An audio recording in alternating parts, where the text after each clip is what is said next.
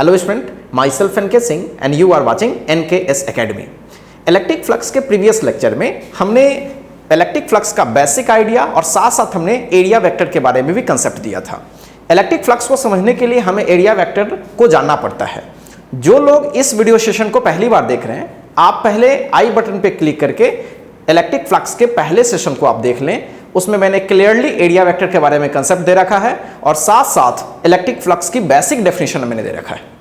इस video session की जो स्टार्टिंग है वो मैं फ्लक्स के डेफिनेशन से चालू करता हूं। एक्चुअली इलेक्ट्रिक फ्लक्स का डेफिनेशन हमने पिछले वीडियो सेशन में दे रखा है, तो आपको याद होगा कि इलेक्ट्रिक फ्लक्स होता क्या था।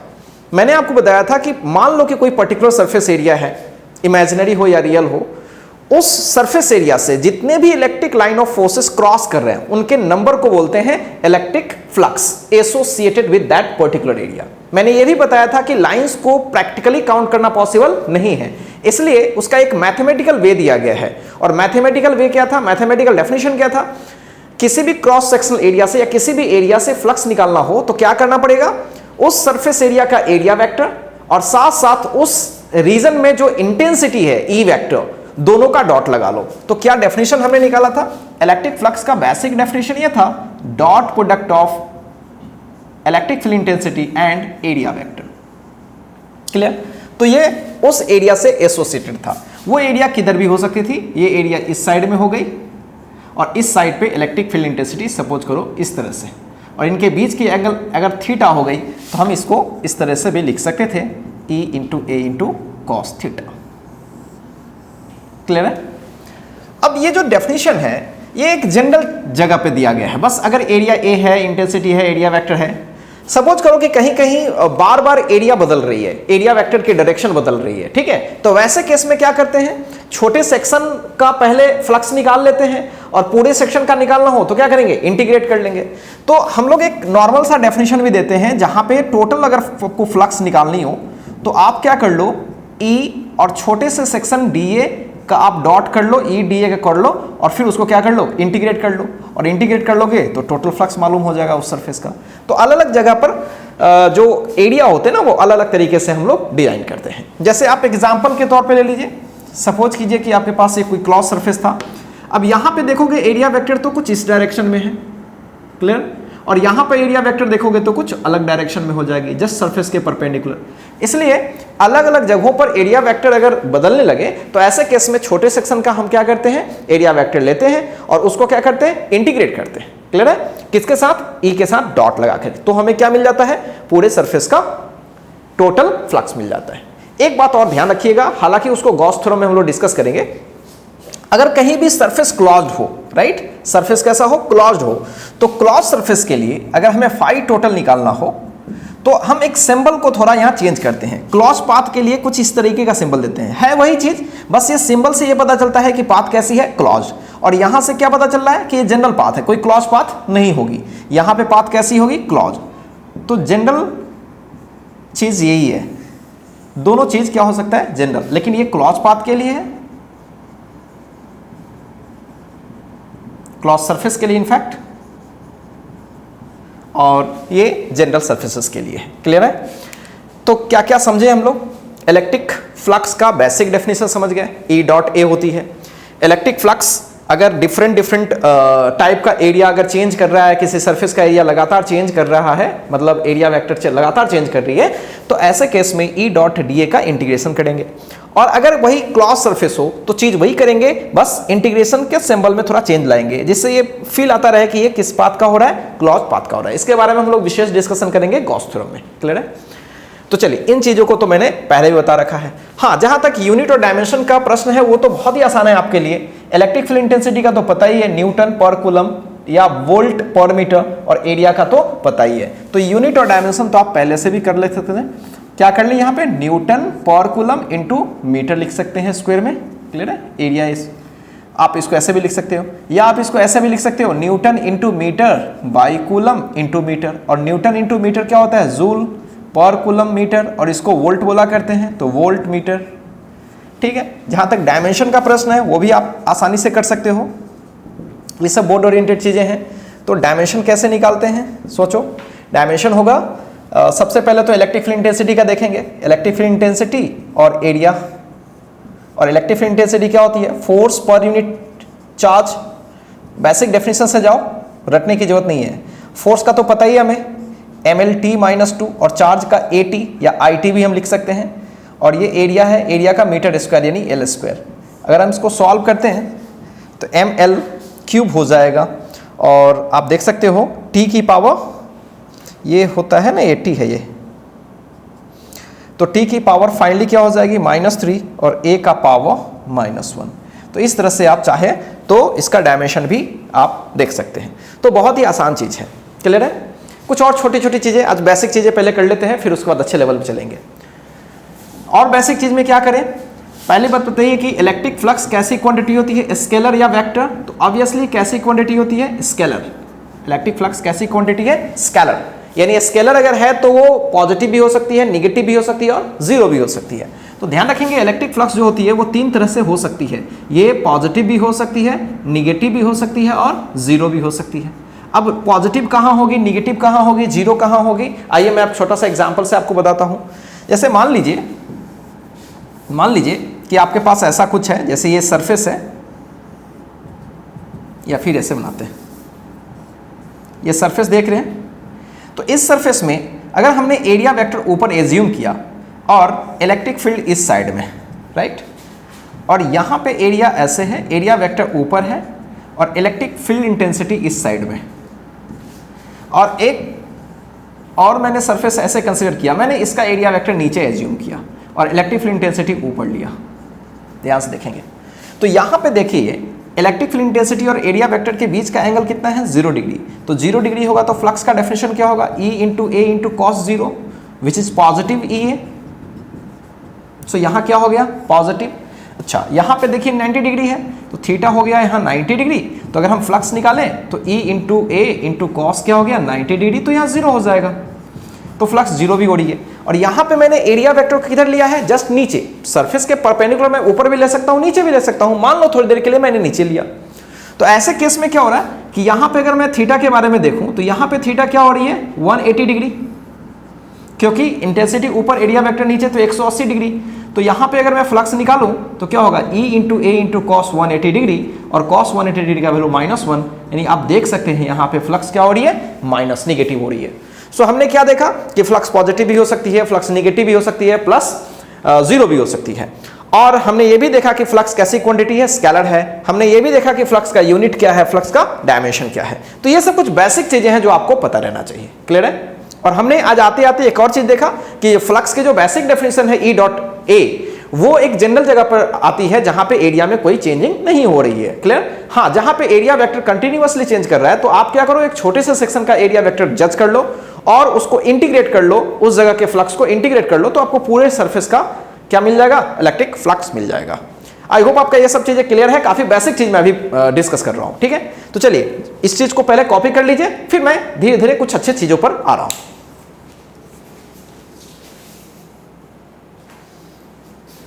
आइए एक छोटा सा सवाल देखते हैं इलेक्ट्रिक फ्लक्स के रिगार्डिंग। बहुत ही छोटा सवाल है ये। सपोज कीजिए कि आपके पास कोई स्फेरिकल सरफेस है और यहां पे कोई चार्ज है +Q। हमें इस पूरे सरफेस से एसोसिएटेड फ्लक्स निकालना है। Find the total flux associated with spherical surface.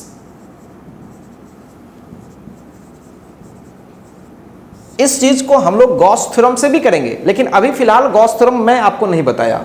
Basic definition flux के हम इस चीज को बना सकते हैं। तो देखिए कैसे करें। ये सबसे सिमेट्रिकल है, राइट, और मान लो कि यहां से डिस्टेंस कितनी है? r, थोड़ी देर के लिए। अब यहां पे सोचो, क्या यहां का छोटा सा अगर मैं एरिया ले लूं तो एरिया वेक्टर फिलहाल इस साइड में होगी और यहां की एरिया वेक्टर और डायरेक्शन में होगी, राइट। तो एरिया वेक्टर अलग अलग जगह पर अलग अलग डायरेक्शन में है। लेकिन एक बात खास है, देखिए इस जगह पर इंटेंसिटी वेक्टर जस्ट इसी साइड में होगी। पॉजिटिव चार्ज की वजह से इंटेंसिटी किधर होती है? Just away. तो इस जगह इंटेंसिटी वेक्टर इस साइड और एरिया वेक्टर इस साइड। आप कहीं भी चले जाओ तो एरिया वेक्टर जरूर अलग अलग डायरेक्शन में है छोटा सा, लेकिन उस जगह पर इंटेंसिटी और एरिया वेक्टर हमेशा एक ही डायरेक्शन में है। ये एक कमाल की चीज इसमें मिल रही है। ठीक ठीक है, ऐसे बहुत सारे जगह मैं भी अभी बताऊंगा जिसमें एरिया वेक्टर और इंटेंसिटी एक ही डायरेक्शन में नहीं होती है। तो चलो फिलहाल इस वाले सवाल को बनाते हैं। तो हमने क्या बताया था, अगर टोटल फ्लक्स निकालनी हो, एरिया वेक्टर हर जगह चेंज कर रही हो, तो आप ई डॉट डी ए कर लो और क्लॉज पाथ में इसका इंटीग्रेशन कर लो, राइट। क्लॉज पाथ है तो मैंने ऐसे कर दिया, आप न भी कर लो कोई प्रॉब्लम नहीं है, आप बोल दो कि क्लॉज पाथ का है, कोई फर्क नहीं पड़ता। अब ई और डी ए के बीच क्या सब जगह एंगल एक ही है? बिल्कुल। वो कितना है? 0 डिग्री। ई और डी ए के बीच एंगल कितना है? 0 डिग्री। तो क्या कर लूं, इसको तोड़ लेता हूं, E D A cos 0 degree मैं कर लूं। ई डी ए कॉस 0 तो 1 होता है ना, और ई, अब देखो यहां पे गौर से, ई यहां क्या है, वेक्टर है फिलहाल या स्केलर बन गया? स्केलर है यह, क्योंकि अभी ई डॉट डी ए को मैंने तोड़ा है तो ये तो मैग्नीट्यूड लिखा है ना मैंने। और इंटेंसिटी के मैग्नीट्यूड क्या हर जगह सेम होगी? सोचो तो, आर डिस्टेंस पर हर जगह क्या होगी? सेम होगी। तो इंटेंसिटी की जो मैग्नीट्यूड होगी वो तो आपको पता है ना, क्यू चार्ज की वजह से आर दूरी पर क्या होती है? के क्यू बाई आर स्क्वायर या 1/4 pi epsilon q by r square. तो वो मैं चीज यहां पे लिखता हूं, q/4 pi epsilon nought r square. Already क्या है ये? डी ए, ठीक है। डी ए का मतलब छोटा सा एरिया। अब यहां पे क्या कर रहे हैं, जो कांस्टेंट क्वांटिटी हम उसको बाहर कर लेते हैं, तो q/4 pi epsilon nought r square पूरी चीज कांस्टेंट है, और डी ए का इंटीग्रेशन, डी ए का मतलब इतने छोटे छोटे एरिया का इंटीग्रेशन अगर मैं कर लूं पूरे रीजन पे 3D में क्लॉज पाथ पे पूरे के पूरे, तो क्या पूरा सरफेस का एरिया आ जाएगा? बिल्कुल। और किसी भी जो ये होता है, क्या होता है, स्फेयर, स्फेयर का पूरा एरिया क्या होता है? 4 पाई आर स्क्वायर। तो इसका पूरा एरिया हो जाएगा 4 pi are square. 4 pi are square से आर स्क्वायर कैंसिल, तो फाई टोटल क्या हो जाएगा? सोचो, 4 पाई आर स्क्वायर पूरा कैंसिल हो जाएगा, तो क्यू बाई एप्सिलॉन नॉट। तो हमने इस तरह से क्या देखा कि किसी भी क्लॉज सरफेस पे टोटल फ्लक्स निकाला तो क्यू बाई क्या हो गया? Epsilon not. एक खास बात यहां देख रहे हो, क्या इसका रेडियस अगर मैं 2r ले लेता तो क्या कोई फर्क पड़ता? बिल्कुल फर्क नहीं पड़ता, क्योंकि यहां जो क्वांटिटी है यहां पे क्वांटिटी क्या आती है? सेम, और r से r क्या हो जा रहा है? कैंसिल हो जा रहा है। सो क्लियर है?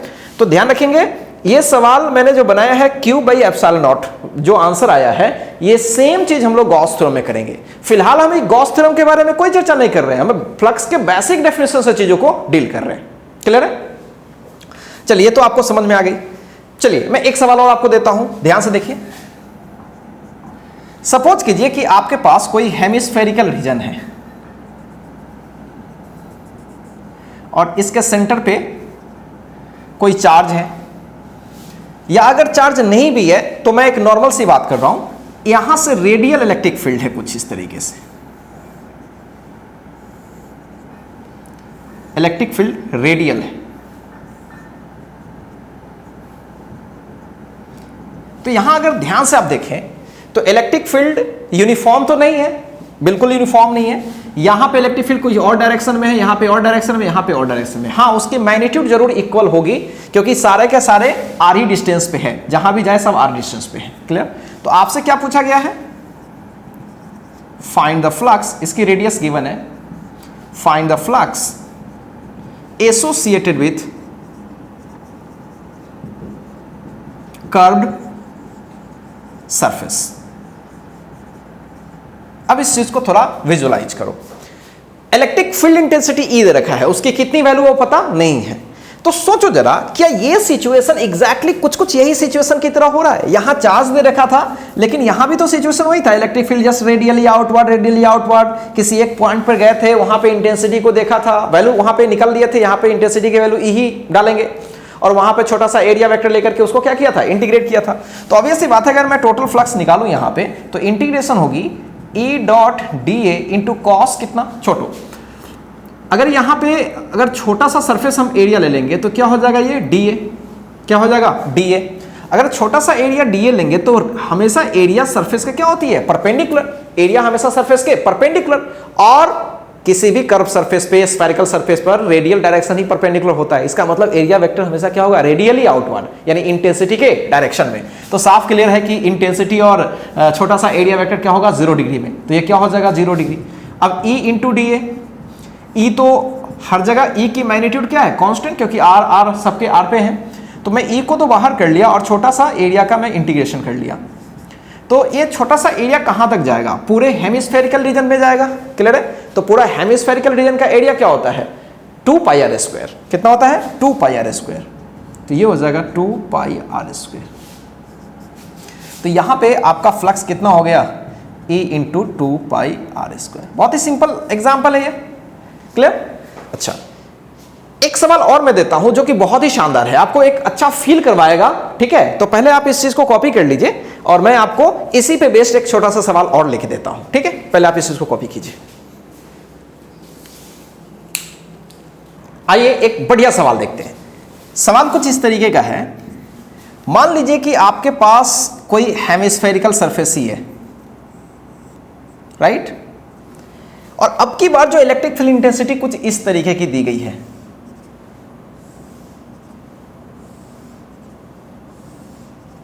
इस तरीके की दी गई है। तो इलेक्ट्रिक फील्ड इंटेंसिटी अब की बार क्या है, यूनिफॉर्म, मतलब इसके तमाम जगह पर इलेक्ट्रिक फील्ड इंटेंसिटी की डायरेक्शन और वैल्यू क्या है, एक ही है। फिलहाल हमें जब फ्लक्स निकालना होता है तो हमें हर जगह इंटेंसिटी से लेना देना होता है कि सरफेस के नजदीक जो इंटेंसिटी होता है उससे लेना देना होता है, सरफेस के नजदीक है उससे लेना देना होता है, ठीक। चलिए ये तो समझ में आ रहा है। तो हमसे पूछा क्या गया है, हमसे यह पूछा गया है find the total flux associated with curved surface. Just पहले वाला का सवाल है। पहले वाले सवाल में क्या था, दोनों को एक बार एनालाइज कीजिए, राइट। पहले वाले सवाल में इलेक्ट्रिक फील्ड जो थी वो रेडियली आउटवर्ड थी। क्या थी, रेडियली आउटवर्ड। यानी पहले वाला सिचुएशन को एक बार विजुअलाइज फिर से मैं कराता हूं। पहले वाले में ऐसा कुछ था, राइट। तो यहां एरिया लेता था तो एरिया और इंटेंसिटी एक ही डायरेक्शन, यहां एरिया लेता था तो एरिया और इंटेंसिटी हर जगह पर क्या होती थी, एक ही डायरेक्शन, क्योंकि एरिया वेक्टर रेडियली आउटवर्ड होगी और इंटेंसिटी भी रेडियली आउटवर्ड थी। लेकिन क्या यहां वो सिचुएशन है, अगर आप अच्छे से विजुअलाइज करिए तो यहां पे वो सिचुएशन बिल्कुल नहीं है। क्यों नहीं है, अब मैं यहां पे एरिया वेक्टर की बात करूंगा तो यहां पे तो area vector just radially outward, सोचो, और यहां पे करूंगा तो रेडियली आउटवर्ड और इंटेंसिटी किसी और डायरेक्शन में, यहां पे करूंगा तो कोई और डायरेक्शन, यहां पे कोई और डायरेक्शन, क्लियर है। और एक और बात, सब जगह डायरेक्शन जो हो रही है एंगल बदलती जा रही है। जैसे यहां की मैं बात करूं तो अभी एंगल ये है, यहां की बात करूं एंगल छोटा, यहां की बात करूं एंगल और छोटा, और यहां की बात करूं तो एंगल क्या हो जाएगा, 0 डिग्री। तो इसमें फ्लक्स निकालना थोड़ा क्या है, मुश्किल है, ठीक है। तो कैसे इसमें हम फ्लक्स निकालें, तो इस क्वेश्चन को सॉल्व करने के लिए मैं आपको एक छोटी चीज इस साइड से बता रहा हूं, ठीक है। और वो साइड से जब चीजें मैं आपको बता दूंगा, वो फील करवा दूंगा, तो आपको समझ में पूरी चीजें आ जाएंगी। मतलब एरिया का क्या प्रोजेक्शन होता है, कैसे हम ऐसे चीजों को डील करते हैं जहां पे एरिया और इंटेंसिटी के बीच एंगल बदल रही है, तो कैसे इसे हम डील करेंगे, ठीक है। तो चलिए उसको हम लोग डिस्कस करते हैं। इसको समझने के लिए हम एक छोटे से डायग्राम पे बात करते हैं। मान लीजिए कि आपके पास कुछ इस तरीके का एक सिस्टम, राइट, इस तरह का सिस्टम, और यहां पे एक क्रॉस सेक्शनल एरिया कुछ ऐसे है, और इसकी ऑब्वियसली एरिया वेक्टर कुछ इस साइड में होगी, क्लियर है, इस साइड में होगी। अगर मान लो कि इंटेंसिटी कुछ ऐसे है और इंटेंसिटी और एरिया वेक्टर के बीच एंगल थीटा बन रहा है, क्लियर। तो अगर हमसे कोई बोलेगा कि फ्लक्स बताएं, तो फ्लक्स हम कैसे निकालेंगे, राइट। फ्लक्स कैसे निकालेंगे, अगर इंटेंसिटी हर जगह ऐसे है, एरिया वेक्टर हर जगह इस तरह से होगी, तो डेफिनेटली वो क्या होगी, E into A into cos theta. Gauss देखिए, E into A into cos theta. अब इसको मैं नए तरीके से आपको फील करवाता हूं। सपोज करो कि ये जो एरिया है वो ए डैश है थोड़ी देर के लिए, क्लियर, और ये एरिया ए है ऑब्वियसली, पूरी एरिया। अब इस चीज को अगर आप फील करो अच्छे से, तो एक कॉस थीटा क्या है उस पर थोड़ा ऑब्जर्व करो। अगर मैं यहां से एक ऐसे लाइन ड्रॉ करूं और यहां पे एरिया कंसीडर करूं, एक एरिया, तो सोचिए क्या ये एरिया, ध्यान से देखिए, क्या इस एरिया का ये प्रोजेक्शन है, हॉरिजॉन्टल प्रोजेक्शन कह सकते हो, बिल्कुल। प्रोजेक्शन तो समझते में आता है ना, जैसे कोई लाइन ये है और कोई लाइन ये है, तो इस लाइन का प्रोजेक्शन क्या होगा, यहां से जस्ट परपेंडिकुलर अगर ड्रॉ करें तो प्रोजेक्शन हो गया, लाइन का प्रोजेक्शन ये लाइन हो गया। अगर यहां पे कोई एरिया है इस तरह का और इसका प्रोजेक्शन निकालना है तो ये वाला एरिया क्या हो गया। अब सोचो, इस बात को थोड़ा फील करो। और मान लो कि यहां से कोई इस तरह से लाइन है जो कि एल लेंथ का है और यहां से थीटा है, तो इस वाले का प्रोजेक्शन इस पे क्या होगा, एल कॉस थीटा। देखो ध्यान से, क्या हो जाएगा, एल कॉस थीटा। तो सिमिलरली अगर हमारे पास, अगर ये थीटा एंगल है, गौर से देखिए, अगर ये थीटा एंगल है और मैं ऐसा हॉरिजॉन्टल बना लूं, तो हॉरिजॉन्टल के साथ कितना एंगल बन रहा है, 90 डिग्री माइनस थीटा, क्लियर है। कितना हो रहा है, 90 डिग्री माइनस थीटा, क्लियर। तो हॉरिजॉन्टल के साथ ये जो परपेंडिकुलर है वो 90 डिग्री माइनस थीटा बना रही है। तो ये वाली एंगल कितनी हो जाएगी, इसको फिल करने की कोशिश करो। ये वाली एंगल डेफिनेटली क्या हो जाएगी, थीटा। ये वाली एंगल डेफिनेटली क्या हो जाएगी, थीटा। कैसे थीटा वो सोचो, कैसे थीटा। देखो अगर मैं ये ऐसे ड्रॉ करूं इस तरीके से, तो ये तो इस सरफेस पर 90 डिग्री है ना, तो ये 90 डिग्री माइनस थीटा अगर हो गई तो ऑब्वियसली ये वाली कितनी हो जाएगी, थीटा। अगर ये थीटा हो गई, देखो अगर ये थीटा हो गई तो ये वाली भी क्या हो जाएगी, थीटा। तो सोचो अगर ये पूरा ए है तो क्या ये दोनों के बीच एंगल थीटा बन रहा है, तो ये वाली क्या हो जाएगी, ए कॉस थीटा। क्लियर है। तो कहने का ये मतलब कि E इंटू ये है क्या, this is the projection, projection of A vector, projection of A vector. Clear है। तो ये है प्रोजेक्शन। कहने का क्या मतलब कि जहां पे एरिया अलग डायरेक्शन में हो, राइट, जहां पे एरिया कुछ अलग डायरेक्शन में हो, इंटेंसिटी अलग डायरेक्शन में हो। क्लियर। तो वहां पे अगर हम निकालें तो फ्लक्स कैसे निकलता है, E इंटू ए कॉस थीटा। ठीक है, वो तो पहले भी जानते थे, लेकिन इसको मैं नए तरीके से सोच रहा हूं। This is the projection of vector A. अब आते हैं इस सवाल में, उस कंसेप्ट को इस सवाल में यूज करने की कोशिश करते हैं। ध्यान से देखिए, सपोज कीजिए कि किसी भी पर्टिकुलर इंस्टेंट पे, सपोज कीजिए यहीं पे एरिया, छोटा सा एरिया वेक्टर और E के बीच कितना एंगल बन रहा है, सोचिए एरिया वेक्टर और E के बीच थीटा एंगल बन रहा है। ऑफ कोर्स ये वेरिएबल है, तो मुझे छोटे से सेक्शन पे फ्लक्स निकालनी पड़ेगी और इंटीग्रेट करनी पड़ेगी। क्लियर। तो जैसे ही हम फ्लक्स निकालेंगे तो integration E dot D A into cos theta. Clear है। तो E की जो वैल्यू है वो तो हर जगह पे फिक्स्ड है, तो E को तो हम बाहर कर लेंगे और integration D A cos theta, D A cos theta.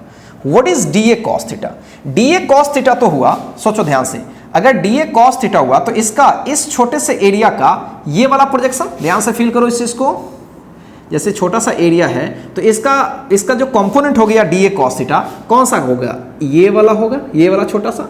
मतलब अगर डी ए कॉस थीटा का इंटीग्रेशन करेंगे तो वो दरअसल मेरे को ये एरिया मिलेगा, क्योंकि हम प्रोजेक्शन का कंपोनेंट, प्रोजेक्शन का हम इंटीग्रेशन करें तो मुझे ये वाला मिलेगा। सिमिलरली सारे एरिया का जाएंगे तो मुझे ये वाला प्रोजेक्शन मिलता जाएगा, ये वाला मिलता चला जाएगा। तो जब मैं यहां से लेकर के और यहां तक जाऊंगा तो इन सारे एरिया का हॉरिजॉन्टल प्रोजेक्शन क्या ये वाला होगा, सोच के देखो, क्या पूरे एरिया का जो प्रोजेक्शन होगा क्या ये वाला एरिया होगा, बेस वाला।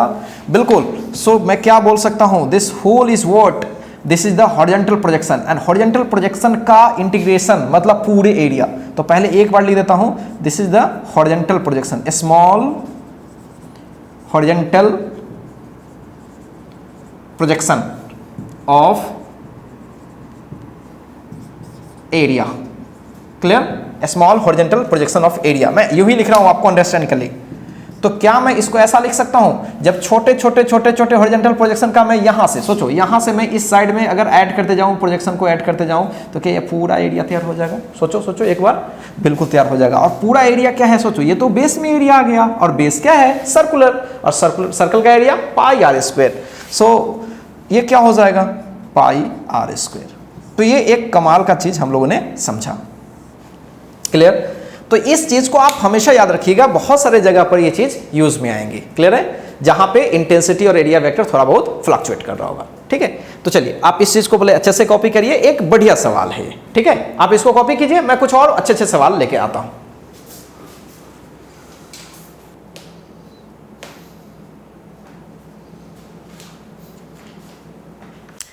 अभी हमने थोड़ी देर पहले बताया आपको कि अगर कोई इस तरह से कोई सरफेस है और इंटेंसिटी कुछ इस तरीके की है,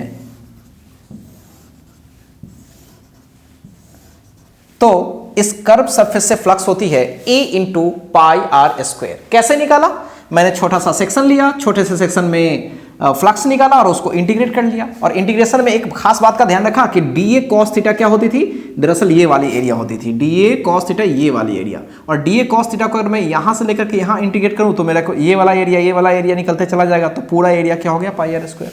सो क्लियर था, E into pi are square, वो हमने तो कर लिया इंटीग्रेशन से। लेकिन उस सवाल को हम बहुत ही आसानी से भी कर सकते थे, जस्ट एक लाइन में कर सकते थे।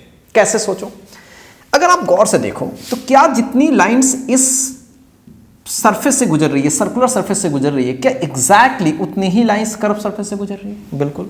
और इलेक्ट्रिक फ्लक्स का क्या डेफिनेशन था? The total number of lines crossing a particular surface. Lines अगर सेम क्रॉस कर रही है तो फ्लक्स भी क्या होगा? सेम होगा।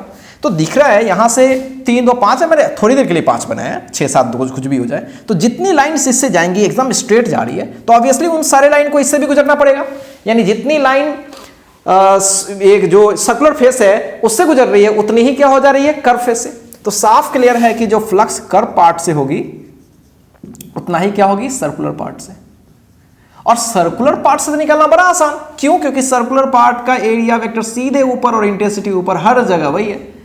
तो यहां पे ना तो एरिया चेंज हो रही है ना इंटेंसिटी चेंज हो रही है किसी भी मामले में। तो सीधे कर लेते हैं E times of A into cos 0, और E आपको पता ही है, और एरिया इसका तो पाई आर स्क्वायर हो जाएगा। तो क्या ये बहुत आसानी से बनाया जा सकता था? बिल्कुल। तो मैं स्टार्टिंग में आपको जानबूझ के नहीं किया, मैं आपको फील करवाना चाहता था कि कैसे हम इंटीग्रेशन के बेसिस पे बनाते हैं। क्लियर? तो ऐसा कहीं भी मिले ना तो आप कर लेना। मतलब आप लाइन के बेसिस पर अगर कहीं आपको फोटो दिख रहा है तो इंटीग्रेशन या फिर कोई और चीज करने की जरूरत नहीं है। एक छोटा सा एग्जांपल और समझो। सपोज करो कि मेरे पास कोई चार्ज है प्लस क्यू, ठीक है, और इसके इस रीजन में एक यहां पे स्क्वायर फेस बनाया गया, ठीक है, और एक यहां पे, सॉरी स्क्वायर नहीं है, ये सर्कुलर फेस है, और यहां से कुछ लाइंस इस तरह से जा रही हैं। एक दूर है, बड़ा है, एक पास है और छोटा है। ये S1 सरफेस और S2 सरफेस, राइट। अब से आपसे सवाल पूछा गया कि इससे फ्लक्स और इससे फ्लक्स जो होगी उसमें क्या रिलेशन है। सवाल ये नहीं है कि फ्लक्स कितनी होगी, वो तो एक अलग सवाल है, बढ़िया सवाल है, वो मैं करके बताऊंगा आपको। बट अभी फिलहाल आपको ये बताना है कि पहले सरफेस से जो फ्लक्स हो रही है और दूसरे सरफेस से जो फ्लक्स हो रही है दोनों में क्या रिलेशन है। चलो कुछ ऑप्शंस देता हूं आपको। आप एक बार वीडियो को पॉज करो और बताओ कि क्या हो सकता है, राइट, क्या हो सकता है पॉसिबल। अगर ये वाला अगर एनालॉजी वहां पे यूज करोगे तो क्या है, सोचो, क्या जितनी लाइन इससे क्रॉस कर रही है एग्जैक्टली उतनी ही लाइन क्रॉस करेंगे उससे? बिल्कुल, ना कम और ना ज्यादा, क्योंकि अगर यहां से वो आगे जाएगी तो फिर इससे भी तो आगे चले जाएगी, उससे नहीं गुजरेगी। तो साफ क्लियर है कि दोनों की फ्लक्स क्या होगी? इक्वल होगी, क्योंकि दोनों में same number of lines cross कर रही है। ये तो बात समझ में आ गई। बट कुछ बच्चों को ये प्रॉब्लम हो रहा होगा कि सर ये कैसे, कुछ फील नहीं आया। फील का मतलब ये हुआ कि सर छोटा सरफेस से बड़ा सरफेस पर है तो फिर फ्लक्स तो होता है E into A cos theta जो भी है, लेकिन ये कुछ फील नहीं आया। यहाँ एरिया बड़ा है, यहाँ एरिया छोटा है, फिर भी फ्लक्स सेम कैसे है? तो इसको मैं भी फील कराता हूँ। देखो, देखिए फ्लक्स होता है E और A का मल्टीप्लीकेशन, और कॉस थीटा वगैरह होता है। चलो उसके लिए तो दोनों के लिए सेम सिचुएशन है, इसलिए ज्यादा मैं वो चेंज नहीं कर रहा। तो E इंटू A पे सोचते हैं, क्या यहां पे इंटेंसिटी कम है कि ज्यादा? ज्यादा है। सोचो, क्योंकि पास है चार्ज के, लेकिन एरिया कम है। तो गौर से सोचो, अगर इंटेंसिटी ज्यादा है यहां तो एरिया कम है, राइट। लेकिन जैसे ही दूर गए ना तो इंटेंसिटी कम हो गई ये, लेकिन एरिया तो बढ़ गया। तो सोचो E इंटू A में अगर एक कम हो रही है तो दूसरी बढ़ जा रही है। तो इसका E अगर ज्यादा है तो एरिया कम है, उसका E कम है तो एरिया ज्यादा है। मैनेज हो जाएगा कि नहीं? सोचो। तो इसलिए फील करने वाली चीज भी है कि ऐसा हो सकता है, पॉसिबल। क्लियर है? तो ये चीज भी आप प्रैक्टिकली सोचते रहिएगा, बड़े काम का चीज है ये, ठीक है। चलिए आप इस चीज को कॉपी कीजिए और फिर मैं अभी एक बढ़िया सवाल लेके आता हूं, ठीक है। तो पहले आप इसको कॉपी कीजिए तो मैं आपको बताता हूं कौन सा सवाल है वो।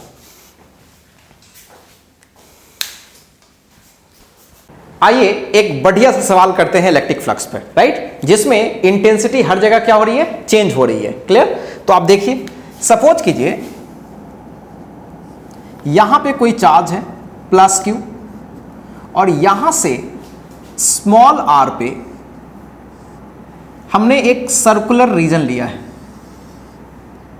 और इसकी रेडियस r ली है मैंने, और ये एक रीजन है, राइट। तो आपसे यही पूछा गया है कि उस सर्कुलर रीजन में, या वो एक डिस्क टाइप का रीजन है, उसमें कितनी टोटल फ्लक्स होगी। तो आपसे क्या पूछा गया है? Find the total flux associated with circular region. Clear? सोचो, क्या यहां से इलेक्ट्रिक लाइन ऑफ फोर्सेस निकलेंगी? बिल्कुल निकलेंगी। इनफैक्ट वो पूरे चारों बगल निकलेंगी। तो फिलहाल वहां पे जितनी इलेक्ट्रिक लाइन ऑफ फोर्सेस हो रही होंगी उनकी नंबर एक्चुअली निकालनी है, राइट। तो नंबर तो निकालते नहीं है हम लोग, इंटेंसिटी और एरिया वेक्टर का क्या करते हैं? डॉट लगाते हैं। अगर वेरिएबल हो तो इंटीग्रेशन करते हैं। तो यहां वही कहानी है, चार्ज है, उसके वजह से इस पूरे रीजन पर इंटेंसिटी होगी, जरूर अलग अलग डायरेक्शन में होगी। तो इस पूरे रीजन पर कहीं ना कहीं फील्ड क्या हो रही है, इंसिडेंट हो रही है। तो फ्लक्स पूछा गया है यहां पे, ठीक है। कैसा रीजन है वो ध्यान से देखें, सर्कुलर रीजन है। अब यहां पे हम कैसे बनाएं, क्योंकि हर जगह पर देखिए यहां पे इंटेंसिटी अलग, यहां पे इंटेंसिटी अलग, क्योंकि पॉइंट चार्ज के वजह से इंटेंसिटी r पे वेरी करती है, k q by r square होती है। जो हम टॉप पे जा रहे हैं तो डिस्टेंस थोड़ा ज्यादा है, यहां पे आ रहे हैं डिस्टेंस कम, यहां पे और कम, यहां पे सबसे कम। तो हर जगह पर इंटेंसिटी क्या हो रही है, बदल रही है, डायरेक्शन भी उसकी बदल रही है। कैसे निकाले, तो ऐसे चीजों को बनाने के लिए वही कहानी, छोटा सा सेक्शन ले ले, उस सेक्शन का छोटा सा फ्लक्स निकाल ले और उसको सही जगह से सही जगह इंटीग्रेट कर ले।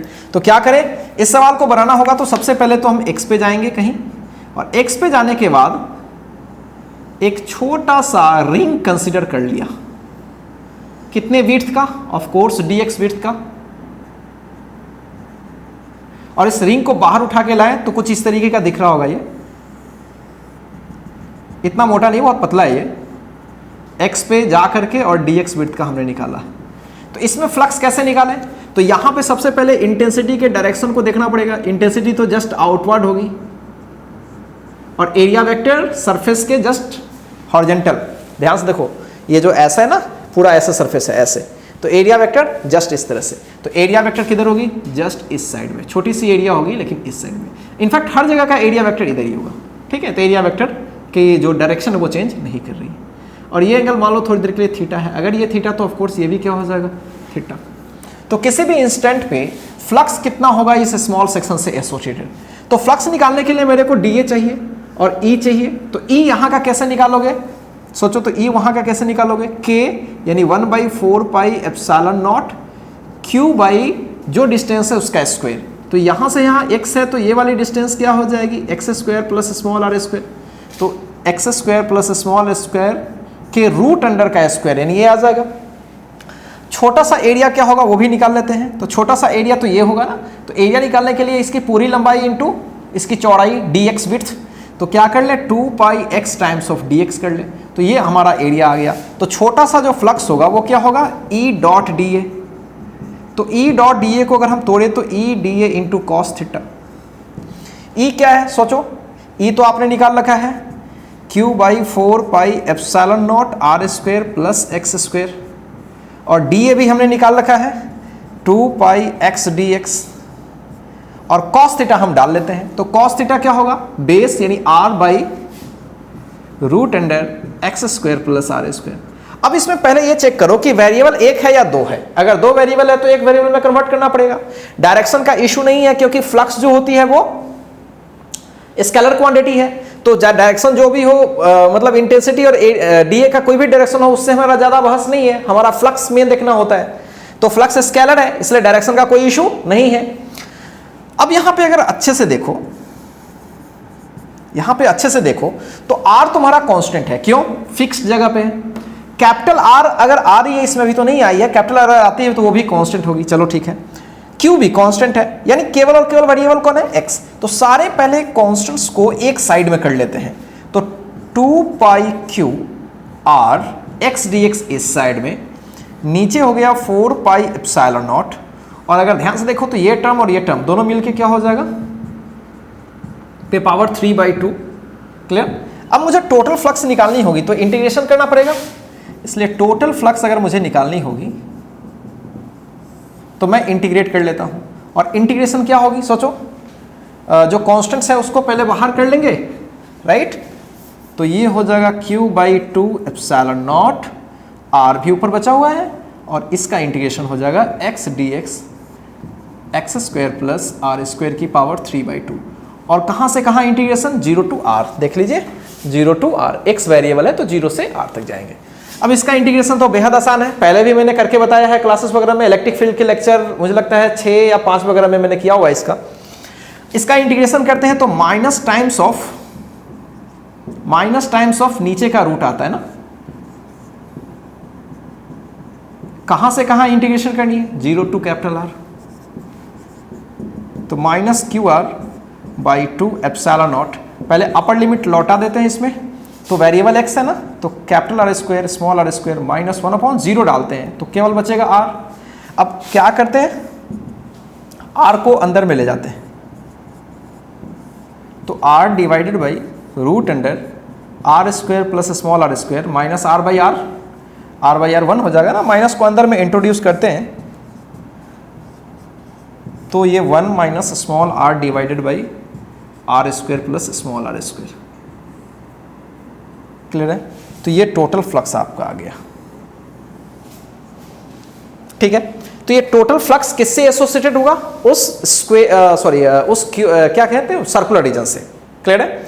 अब एक बात ध्यान देना है, क्या ये रिजल्ट बार बार याद रहेगा? थोड़ा मुश्किल लगता है ना, आर बाई पता नहीं कुछ कंफ्यूजन हो जाए, तो इसके लिए भी एक तरीका है जो आपको याद रखना चाहिए, आगे चल के वो आपको बहुत हेल्पफुल भी होगा।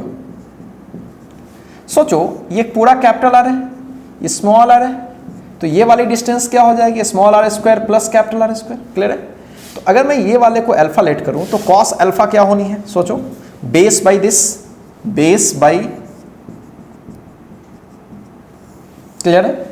वही चीज तो यहां है, तो इस तरह से फाई को हम क्या बोल रहे हैं? Q by 2 epsilon not 1 minus cos alpha.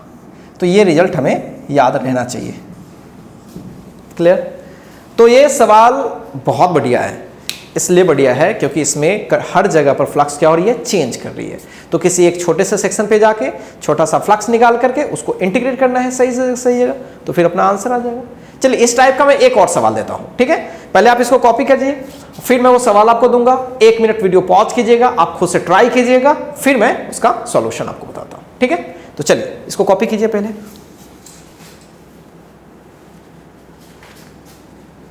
आइए एक और बढ़िया सवाल हम लोग करते हैं। सवाल कुछ इस तरीके का है, मान लीजिए कि आपके पास कोई चार्ज है प्लस क्यू और ये किसी सिलेंडर के एग्जैक्टली बीच में रखा गया है और इस सिलेंडर का पूरा लेंथ L है और एग्जैक्टली ये बीच में रखा गया है। इस सिलेंडर की रेडियस कैपिटल R है। तो आपसे सवाल क्या पूछा गया, ध्यान से सुनिए। सवाल ये पूछा गया है कि इसका जो कर्व सरफेस है, राइट, उससे कितनी टोटल फ्लक्स होगी। अगर इस सरफेस से पूछे तो ये प्रीवियस सवाल हो गया ना, कोई आपका सर्कुलर रीजन है, किसी पर्टिकुलर डिस्टेंस पे है, चार्ज है, तो अभी थोड़ी देर पहले डिराइव किया, लेकिन इसमें क्या करना है? आपको कर्व सरफेस से निकालना है। तो सवाल क्या है? Find the flux associated with curved surface. Clear? Find the flux associated with curved surface. Clear है? अब इस चीज को अच्छे से विजुलाइज कीजिए। अगर मैं यहां से, ध्यान से देखिए कैसे बनाते हैं इसको। सबसे पहले हम यहां से x पे चले जाते हैं और x पे जाकर के इससे एक रिंग तोड़ लेते हैं। सोचो ये हॉलो है ना, तो जब x पे जाएंगे और dx विड्थ का लेंगे तो एक पतला सा रिंग इस तरह से ड्रॉ होगा, इस तरह से एक रिंग बनेगा ये, राइट? इस तरह से एक रिंग तोड़ लेते हैं, राइट? इस तरह से एक रिंग होगा ये। और मान लो कि यहां से, ठीक है, यहां से इस जगह पर इंटेंसिटी ऑब्वियसली इस साइड में होगी। सोचो अगर ये x है, ये पूरा r है, तो ये डिस्टेंस हो जाएगी x square plus r square. Clear? अब इस छोटे से सेक्शन की चौड़ाई तो आपको पता है, x पे जाकर के आपने dx लिया है, ये dx मोटा लिया है, तो उसका छोटा सा एरिया क्या होगा? इसका स्मॉल एरिया क्या होगा? सोचो पूरा लंबाई कितनी है इसकी? 2 पाई r। देखो 2 पाई r, ये रिंग है ना, तो इसकी रेडियस क्या है? r। इस तरह से गया है, इस तरीके से, और r रेडियस है, चौड़ा कितना है? dx, तो 2 pi r into dx, area निकाल लिया। चलो, तो एरिया इस जगह एरिया वेक्टर किधर होगी? अब सोचो कोई भी यही सिलिंड्रिकल सरफेस है और मैं इस पर ऐसे छोटा सा एरिया लिया, तो इसका एरिया वेक्टर जस्ट ऊपर, इस जगह इधर, मतलब एरिया वेक्टर जस्ट क्या होगी? जस्ट सरफेस के परपेंडिकुलर। तो एरिया वेक्टर जस्ट ऐसे होगी। क्लियर है? जस्ट ऊपर होगी। तो सोचो मान लो कि एरिया वेक्टर और इंटेंसिटी थीटा एंगल बना रही, तो ये थीटा, तो ऑब्वियसली ये क्या हो जाएगी? थीटा। तो इंटेंसिटी उस जगह क्या होगी? 1/4 pi epsilon nought q by r square, ये वाला डिस्टेंस, तो q by x square plus r square के रूट अंडर का, ऐसा कुछ हो जाएगा। तो छोटा सा उसमें फ्लक्स कितना होगा? E into d A into cos theta, और E तो वहां का निकाल लिया, q/4 pi epsilon nought x square plus r square into d A तो आपने निकाल रखा है, 2 पाई r डी एक्स और कॉस थीटा डाल दीजिए। अगर ये थीटा तो कॉस थीटा क्या होगा, this r by root under x square plus r square. अब इसका इंटीग्रेशन करना पड़ेगा टोटल फ्लक्स निकालने के लिए, तो पहले तो इसको थोड़ा संभालते हैं। 2 पाई आर स्क्वायर इंटू क्यू, यहाँ पे dx और नीचे आपका दिख रहा है 4 पाई एप्सिलॉन नॉट और पूरी क्वांटिटी हो जाएगी x square plus r square की पावर 3/2। कुछ क्वांटिटी कटेंगे यहाँ पे, तो आपने देखा कि टोटल जो फ्लक्स आपको d5 मिलने वाली है q r square by 2 epsilon nought और ये dx by x square plus r square की पावर 3/2। क्लियर?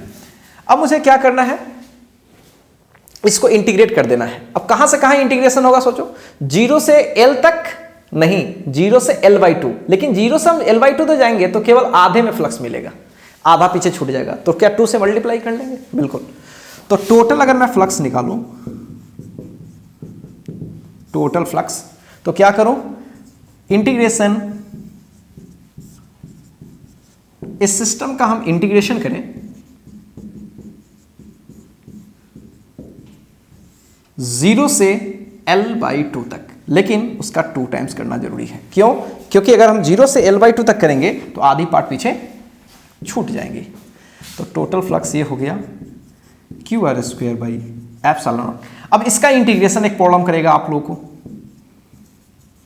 तो इसका इंटीग्रेशन जिन लोगों को पता है ठीक है, जिन लोगों को नहीं पता है तो सब्स्टिट्यूशन मेथड से इसका इंटीग्रेशन करते हैं। ठीक है, तो फिर जैसा कि मैं आपको हर बार इंटीग्रेशन का आइडिया थोड़ा दे देता हूं, तो चलिए मैं इसका आपको इंटीग्रेशन करके बताता हूं। ठीक है, और जो लोग इंटीग्रेशन नहीं पढ़े हैं वो सोच रहे होंगे सर एग्जाम में आ जाए तो कैसे करेंगे। टेंशन नहीं लेना है, इसका एक अलग मेथड भी है मेरे पास, बहुत ही शानदार तरीका है वो। ठीक है, जब वो गॉस थ्योरम में आपको पढ़ाऊंगा उसके बाद मैं वो बताऊंगा। ठीक है, तो अभी फिलहाल तो जनरल मेथड से कर सकते हैं। ठीक है, जो हमारे पास नॉलेज है, जितनी नॉलेज है बस उसी से हम लोग कर रहे हैं, इसलिए मुझे इंटीग्रेशन करना पड़ रहा है। और यहां तो टफ इंटीग्रेशन आ गया, तो कैसे करें इसका इंटीग्रेशन, देखिए थोड़ा आपको इंटीग्रेशन का मैं आइडिया दे देता हूं। अभी मैं लिमिट नहीं, बगैर लिमिट के आपको सॉल्व कर रहा हूं। ठीक है, यहां ऐसे इंटीग्रेशन में हम लोग पुट करते हैं tan थीटा। ठीक है, जो वेरिएबल है उसके जगह पर पुट करते हैं r tan थीटा। अब dx भी है तो इसको डिफरेंशिएट भी कर लेते हैं, तो dx by D theta equals r tan theta का हो जाएगा sec स्क्वायर थीटा और इस साइड में हो जाएगा d theta. Clear? d theta को उधर ले गए, तो अगर इंटीग्रेशन में dx की जगह पर डालेंगे तो क्या होगा, r sec square theta into D theta, और नीचे देखेंगे तो एक्स स्क्वायर की जगह पर क्या होगा, r square tan square theta plus r square की पावर 3/2। अगर आप इसको सॉल्व करते हैं फटाफट, देखिए ध्यान से, आर स्क्वायर अगर कॉमन लेते हैं तो tan स्क्वायर थीटा प्लस 1 बचेगा, तो tan square theta plus 1 sec square theta. Right, तो अगर आप ध्यान से देखेंगे तो नीचे आने वाला है r square sec square theta की पावर 3/2, तो 2 दोनों से कैंसिल हो गया, दोनों का क्यूब बचेगा, तो क्यूब बचेगा तो नीचे देखिए आर क्यूब ऊपर आर, तो नीचे क्या बचेगा, आर स्क्वायर। ध्यान से देखिए, नीचे सेक क्यू ऊपर सेक स्क्वायर, तो नीचे क्या बचेगा, सेक थीटा और ऊपर डी थीटा। अगर हम सॉल्व करें तो 1/r स्क्वायर और ऊपर हो जाएगा कॉस थीटा और डी थीटा, और कॉस थीटा का इंटीग्रेशन तो सबको पता है क्या होता है, साइन थीटा। क्लियर? और साइन, इसका इंटीग्रेशन हो गया, लेकिन हमने तो tan थीटा x/r लेट किया ना, तो अगर आप ध्यान से देखो tan थीटा हमारे पास x/r हो गई। राइट, तो साइन थीटा कैसे निकालें, तो साइन थीटा क्या होती है, 1 माइनस कॉस स्क्वायर थीटा का रूट, और रूट अंडर 1 माइनस कॉस क्या होता है, 1/सेक स्क्वायर थीटा, ऐसा लिख सकते हैं। और अब सॉल्व कर लो, 1 माइनस 1/सेक स्क्वायर, तो सेक स्क्वायर निकलने के लिए आपको पता है 1 प्लस tan स्क्वायर थीटा। अगर इतना लंबा फॉर्मूला अगर नहीं ले जाना है तो एक तरीका छोड़ो, ये सब चीज को हटाओ, 9th का फॉर्मूला यूज कर लो फटाफट। क्या ये मेरा P की तरह बिहेव करेगा, ये मेरा B की तरह बिहेव करेगा? बिल्कुल, तो एक लाइन में कर लेते हैं फिर, 1/r और साइन थीटा के जगह पर क्या कर ले, सोचो P यानी x बाई r के जगह पर क्या कर लें, मतलब h के जगह पर क्या कर लें, x square plus r square का रूट अंडर। क्लियर है? तो आप आसानी से भी इस चीज को कर सकते हैं। तो चलिए मैंने इसका इंटीग्रेशन कर लिया, अब मैं इसमें इंटीग्रेशन वाले रिजल्ट को डाल देता हूं, तो क्या मिलने वाला है, q r square by epsilon not, पूरे का इंटीग्रेशन किया, अच्छा खासा गया, तो नीचे r आया और x बाई आप देख सकते हो ध्यान से, यहां पे कुछ r स्क्वायर था, तो ये क्या हो गया, आर स्क्वायर, और इसका पूरे का इंटीग्रेशन हो गया x by root under x square plus r square की पावर कुछ नहीं है 0 to L/2। तो ये हो गया Q बाई एप्सिलॉन नॉट।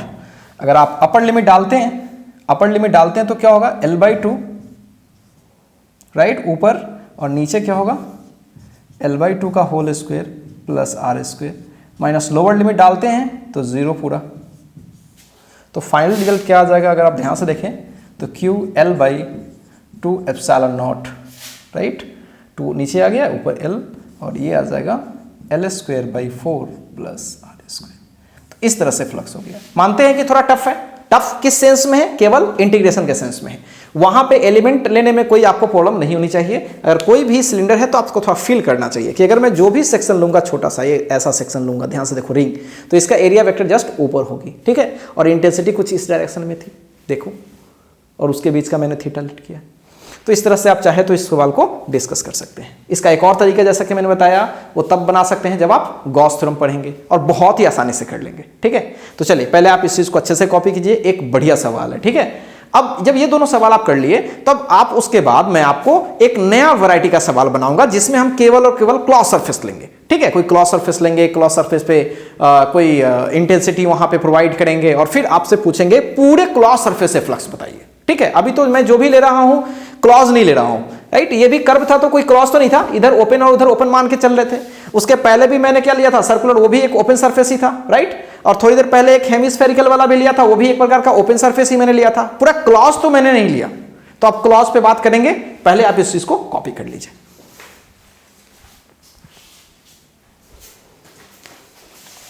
आइए अब कुछ सवाल करते हैं क्लॉज सरफेस वाला।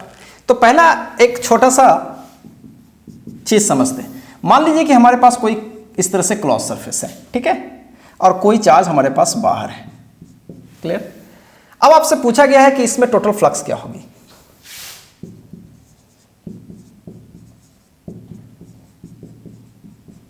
एसोसिएटेड विथ क्लॉज सरफेस,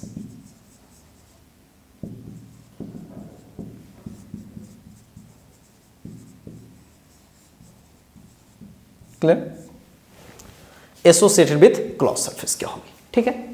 अब सोचो इस पूरे रीजन में, इस रीजन का तो कुछ एरिया वेरिया गिवन ही नहीं। अब हमसे केवल पूछा गया कि टोटल फ्लक्स क्या होगा। थोड़ा प्रैक्टिकली फील करो। यहां से लाइंस ऐसे जाएंगी, इस तरह से जाएंगी, क्लियर। अब ध्यान से देखो, पहले तो डेफिनेशन यूज करो, कितनी लाइंस इंटर कर रही है इसमें। अगर मैं जितना बनाया है 6 लाइन इंटर कर रही है, और लीव कितनी कर रही है 6। तो जितनी लाइन इंटर करी उतनी ही लाइन क्या हो रही है, लीव भी कर रही है। तो अंदर में नेट कितनी फ्लक्स हो गई, 0। सोच के देखो, अंदर में कोई भी लाइन केवल इंटर कर रही है या केवल लीव, ऐसा तो नहीं कर रही है ना।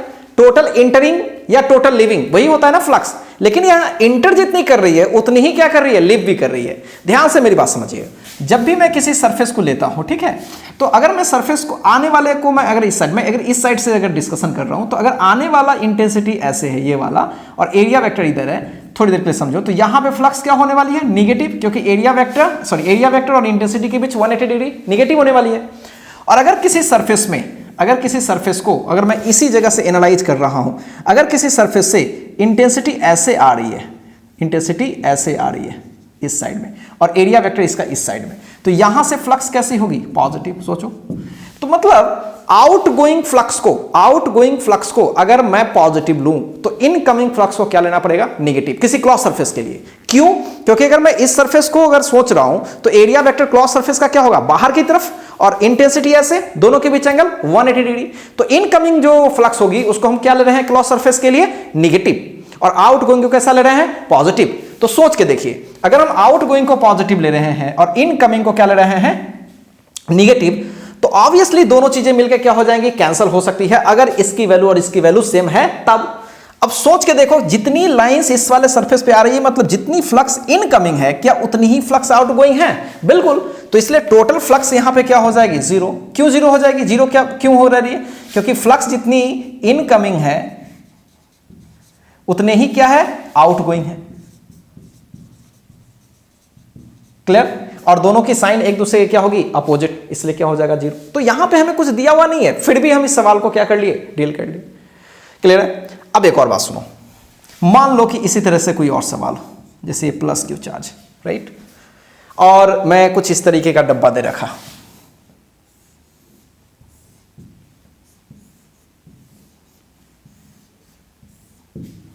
इस तरीके का डब्बा दे रखा, तो इस डब्बे में भी टोटल फ्लक्स अगर आपसे पूछा जाए तो क्या होगा? टोटल फ्लक्स पूछा जाए तो क्या होगा? जीरो। क्या होगा? टोटल फ्लक्स क्या होगा? जीरो। क्यों?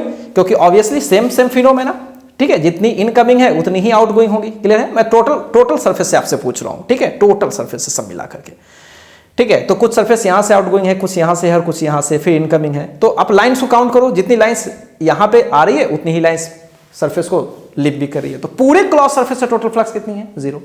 ध्यान से मैं बार बार आपसे बता रहा हूं कि मैं पूरे क्लॉज सरफेस की बात कर रहा हूं, केवल सिंगल सरफेस की नहीं। अगर मैं केवल इस सिंगल सरफेस की फ्लक्स पूछूं तो क्या जीरो होगी? कभी नहीं भाई। क्यों जीरो होगी? यहां की एरिया वेक्टर इस साइड में है, इंटेंसिटी इस साइड में, कुछ भी फ्लक्स होगी वो नेगेटिव होगी। क्या इसका केवल फ्लक्स कभी जीरो हो सकता है? बिल्कुल नहीं। इंटेंसिटी इस साइड में है और एरिया वेक्टर उस साइड में, कुछ होगा। यहां पे कुछ फ्लक्स जीरो होगी? वो भी नहीं, क्योंकि इंटेंसिटी कुछ और है, एरिया वेक्टर कुछ और है, कुछ भी एंगल होगी, वो कुछ ना कुछ वैल्यू वहां पे आ रही होगी। मैं वो नहीं बोल रहा, मैं आपको एग्रीगेट यानी फाई नेट की बात में कर रहा हूं। क्लियर है? फाई नेट की बात कर रहा हूं। ये तो क्लियर है। अब एक बात और ध्यान से सुनो, इसमें कुछ छोटी छोटी चीजें भी फील करना चाहिए। क्या यहां पे इंटेंसिटी जीरो है? नहीं। क्या यहां पे इंटेंसिटी जीरो है? नहीं। क्लियर है? समझ रहे हो? देखिए, तो टोटल फ्लक्स इसमें क्या है? जीरो।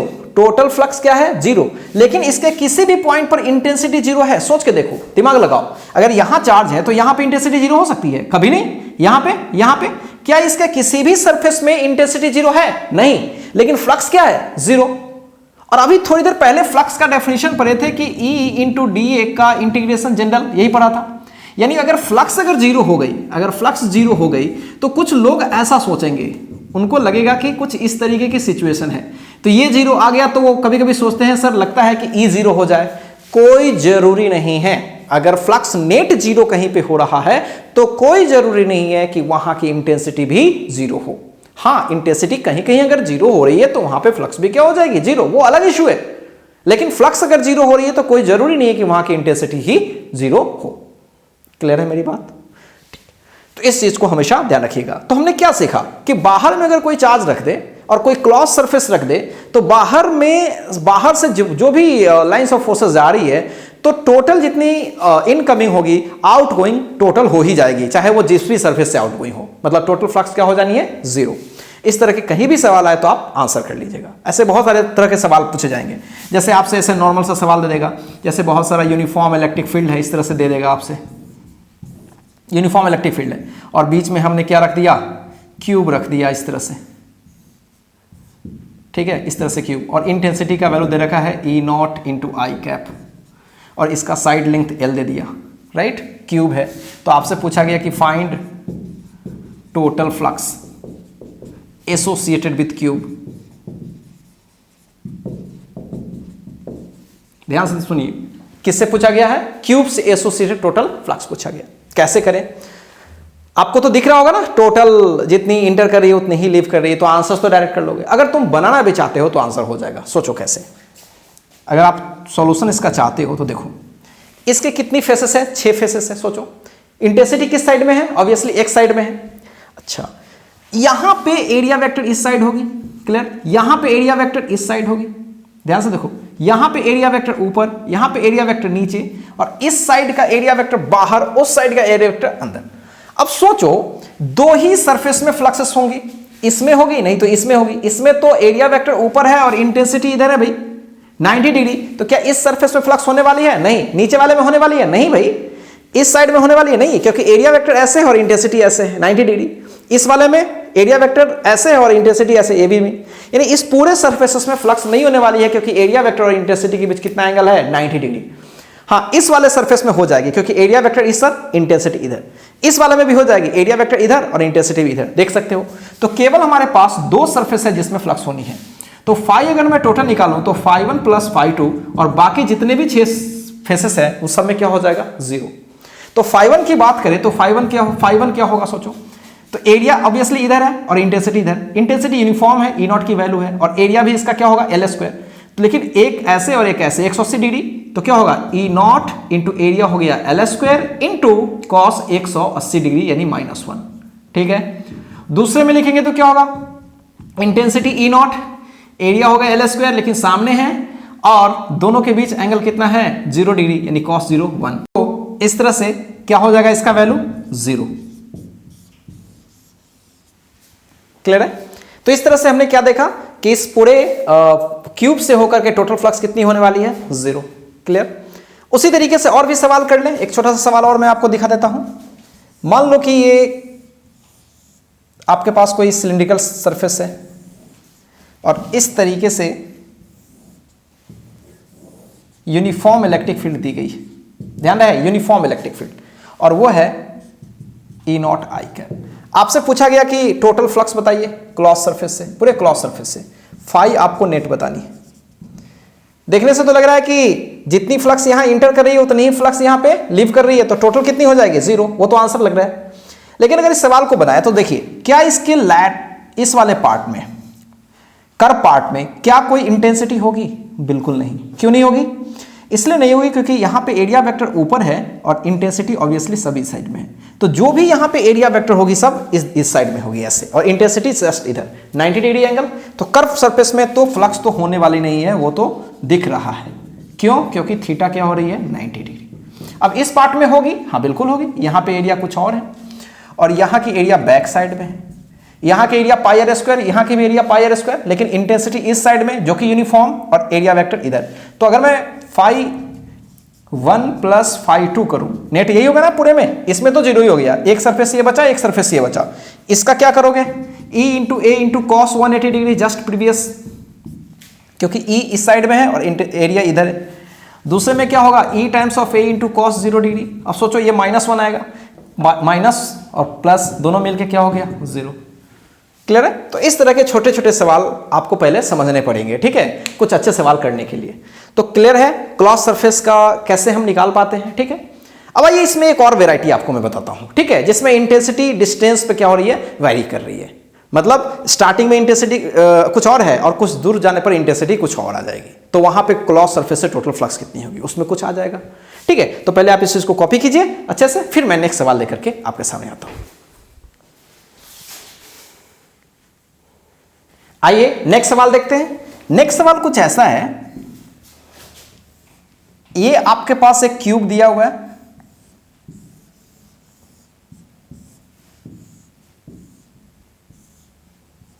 क्लियर। ये x है, ये y है और ये कुछ z एक्सिस है इस तरह से, और इसका साइड का लेंथ गिवन है,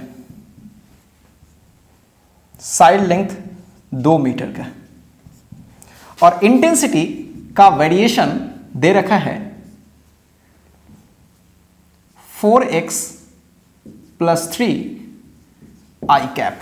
समझिए 4x + 3 i कैप, इस तरह से इंटेंसिटी है। i कैप का मतलब जो भी इंटेंसिटी वो x में है, y में इंटेंसिटी नहीं है और z में भी इंटेंसिटी नहीं है। तो आपसे सवाल क्या बोला गया है, find the total flux associated with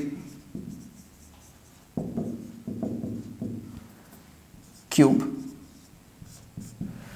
x कहां से लिया जाता होगा, ऑफ कोर्स ओरिजिन से ही लिया जाता होगा। अब सोचिए, अगर हम ध्यान से देखें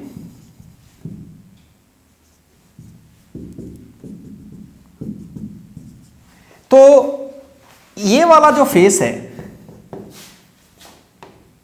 इस साइड में एरिया वेक्टर है और इस वाले का एरिया वेक्टर इस साइड में, मतलब एक्स जेड के परपेंडिकुलर, राइट।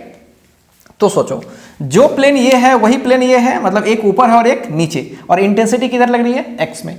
तो एक्स में और एरिया वेक्टर इसका ऊपर, इसका एरिया वेक्टर नीचे, क्या दोनों के बीच एंगल 90 डिग्री। सोचो एक्स में ये और एरिया वेक्टर जस्ट ऊपर, इन दोनों में तो फ्लक्स होने वाला है नहीं। अब सोचिए एक और चीज, अब ध्यान से देखिए, ये वाला फेस इस साइड में, ठीक, और एरिया वेक्टर इस साइड में और इंटेंसिटी इस साइड में, क्योंकि एक्स में है, तो इसमें भी कुछ होने वाला नहीं है। इधर वाले में देखिए, जस्ट इसके अपोजिट देखिए, इधर में एरिया वेक्टर उस साइड और इंटेंसिटी इस साइड में 90 डिग्री। कौन कौन गायब हो गया सोचिए, ऊपर वाला गायब हो गया, नीचे वाला, दो तो ऐसे गायब हो गए। 3 और 4 गायब हो गए। अब कौन बचा? ये 2 सरफेस बचा जिसको मैं शैडो कर रहा हूं। इसी 2 में फ्लक्स निकाल लेंगे, अपना आंसर आ जाएगा, क्योंकि बाकी में तो फ्लक्स होगा नहीं। तो अगर मुझे फ्लक्स टोटल निकालना होगा, ठीक है, तो फ्लक्स किस में बचेगा? OABC में बचेगा, और फ्लक्स किस में बचेगा? G जो भी है, DEF G, clear, DEF G इसमें बचेगा। अब बाकी फ्लक्स, बाकी में सब फ्लक्स क्या हो जाएगा? 0। चारों में क्या हो जाएगा? 0। क्यों ये सब 0 हो जाएगा? क्योंकि थीटा वहां पे क्या हो रही है? 90 डिग्री, क्लियर। अब OABC में फ्लक्स कैसे निकालें? ऑब्वियसली इसका एरिया इस साइड में और इंटेंसिटी, लेकिन क्या इंटेंसिटी फिक्स्ड है कि वेरिएबल है? वेरिएबल है, x में वो वेरी कर रही है। x जब यहां पे रहेंगे तो ऑब्वियसली यहां पे x की वैल्यू क्या है? 0। ये फेस कुछ इस तरह से है ना, ऐसे, यानी x पे है, तो x की वैल्यू 0 करेंगे तो 3 आएगी, यानी यहां पे इंटेंसिटी जो होगी वो 3 होगी। तो इंटेंसिटी और एरिया वेक्टर के बीच कितना? 180 डिग्री एंगल। तो इंटेंसिटी यहां पे कितना होगा? जल्दी से बोलिए। 4 इंटू 0 प्लस 3 ये, और एरिया वेक्टर ऑब्वियसली 2 है तो 2 का स्क्वायर 4 हो गया, इंटू कॉस कितना? 180 डिग्री। और इस साइड में DEFG में निकाले तो यहां पे एरिया वेक्टर इस साइड में और इंटेंसिटी ऑब्वियसली इस साइड में। लेकिन हम कितना डिस्टेंस आगे बढ़ गए हैं? 2 यूनिट आगे बढ़ गए हैं। तो 2 यूनिट आगे बढ़ गए हैं तो 4 2 जा 8, 3 11 हो जाएगा। तो इंटेंसिटी हो जाएगा 4 2 प्लस 3 ऐसा कुछ, और एरिया वेक्टर ऑब्वियसली 2 2 जा 4 इंटू कॉस 0 डिग्री। अब सोचिए, ये तो 3 4 3 जा 12, लेकिन -1, और 4 2 जा 8 3 11 4 44, लेकिन प्लस में 44 कॉस 0 1 होता है ना, राइट। तो आप देख सकते हो -12 प्लस 44 सॉल्व करेंगे तो 32 आ जाएगा वोल्ट मीटर। तो टोटल फ्लक्स कितनी हो गई? 32 वोल्ट मीटर, कितने वोल्ट मीटर।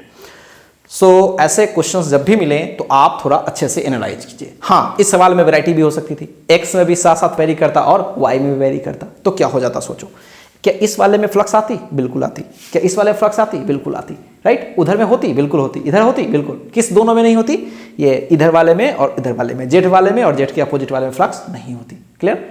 अगर x y z तीनों में दे देता तो सब में फ्लक्स होता, तो सबका फ्लक्स निकाल करके और नेट सम कर लेते। तो ऐसे बहुत सारे वैरायटी मिल सकते हैं। आप एक बेसिक चीज कर लीजिए, उसके बाद कोई भी सवाल कर सकते हैं, ठीक है। तो चलिए इस वीडियो सेशन को हम लोग यहीं तक रखते हैं। अब नेक्स्ट वीडियो सेशन में मैं आपको कुछ और सवाल लेके आऊंगा और उसमें हम लोग गॉस थ्योरम स्पेशली पढ़ा करेंगे, ठीक है।